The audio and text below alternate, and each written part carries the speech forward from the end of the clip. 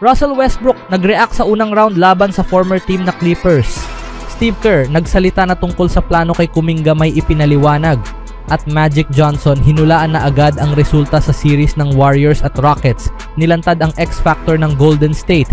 Ngunit bago ang lahat, kung gusto nyo ng pangmatagalang basketball shoes, New Curry 12, mabibili lamang sa halagang $2,599. I-click lamang ang link sa comment section. Makakaharap ng Los Angeles Clippers ang Denver Nuggets sa kanilang unang round playoff series na magsisimula ngayong weekend. Ibig sabihin, makakatapat ni Russell Westbrook ang kanyang mga dating kakampi na sina Kawhi Leonard at James Harden. Si Westbrook ay naging mahalagang bahagi ng bench ng Nuggets ngayong season, pero makakalaban niya ngayon ang isang koponan na marahil ay pinakakilala siya sa kasalukuyan. Russell Westbrook nagsalita tungkol sa pagharap kina James Harden, Kawhi Leonard at sa Clippers.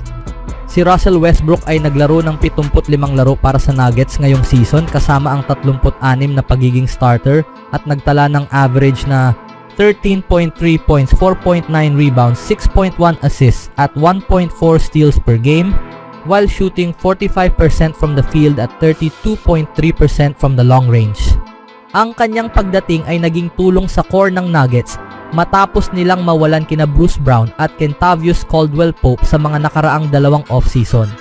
Nang tanungin kung gaano kahalaga ang pagharap sa dating mga kakampi at ang pagiging pamilyar sa kanila, kinumpirma ni Westbrook na hindi ito maaaring balewalain.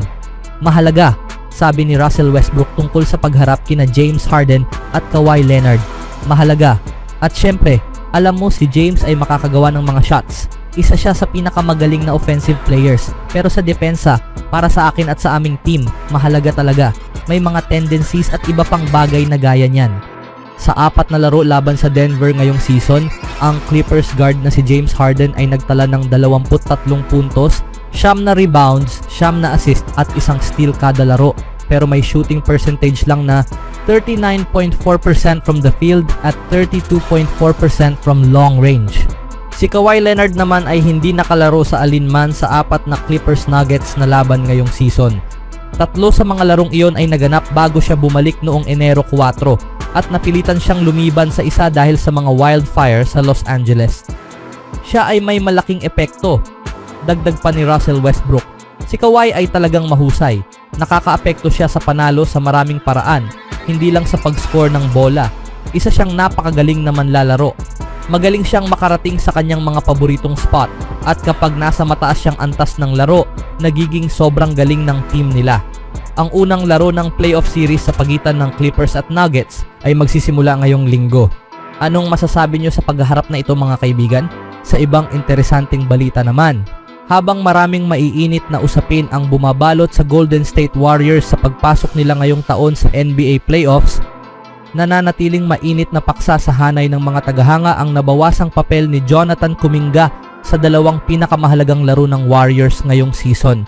Hindi ginamit si Kuminga, DNP o did not play, sa magkasunod na laban matapos hindi makapasok sa court sa mga mahahalagang laban kontra Los Angeles Clippers at Memphis Grizzlies. Nagbigay ng diretsahang paliwanag si Golden State head coach Steve Kerr kung bakit tila nawalan ng pwesto si Kuminga sa rotation ng Warriors sa pinaka-critical na bahagi ng kanilang season sa panayam kay Mark Willard at Dan Dibley ng The Game. Sa totoo lang, naaawa ako kay JK kasi gusto ko siya. 4 na taon na siya rito at talentado talaga siya. Minsan nagkakaroon ng pagbabago sa direksyon. Sa tingin ko, halata naman kung ano ang nangyari. Napag-usapan ko na rin ito. Dumating si Jimmy Butler, sabi ni Kerr kina Willard at Dibley. Nang ma-injure si JK, nag-trade kami para kay Jimmy at pareho sila ng posisyon. Nagbago ang buong team namin. Naging isolation team kami kasama si Jimmy. Movement kay Steph, Curry at isolation kay Jimmy.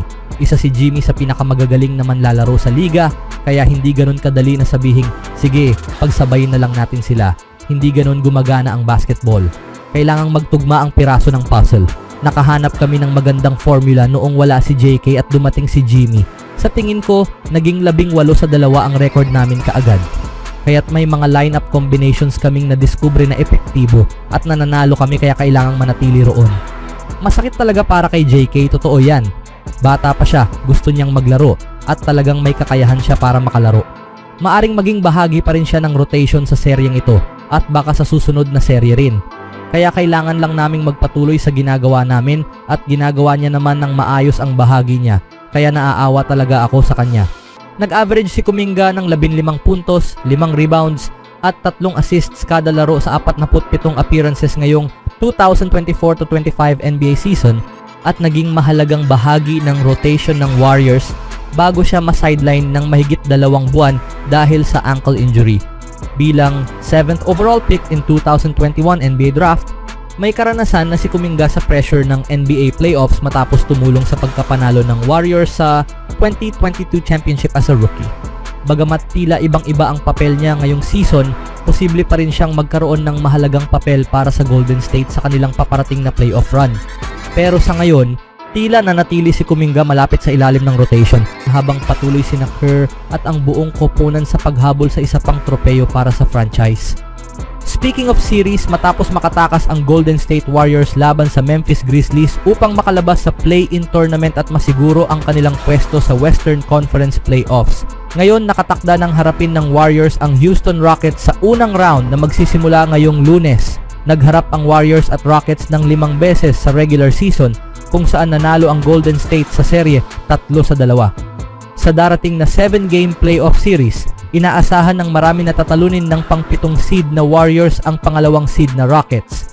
Ang legend ng Los Angeles Lakers at Hall of Fame point guard na si Magic Johnson ay nagbahagi ng kanyang prediksyon para sa inaabangang matchup sa social media para sa Golden State Warriors versus Houston Rockets. Siguradong maraming fireworks laban sa Houston Rockets. Walang makakapigil mula sa Warriors sa Houston center na si Alperen Sengun. Patuloy ni Magic, mas atletiko ang Rockets kaysa sa Golden State na pinangungunahan ni na Jalen Green, Amen Thompson at Alperen Sengun.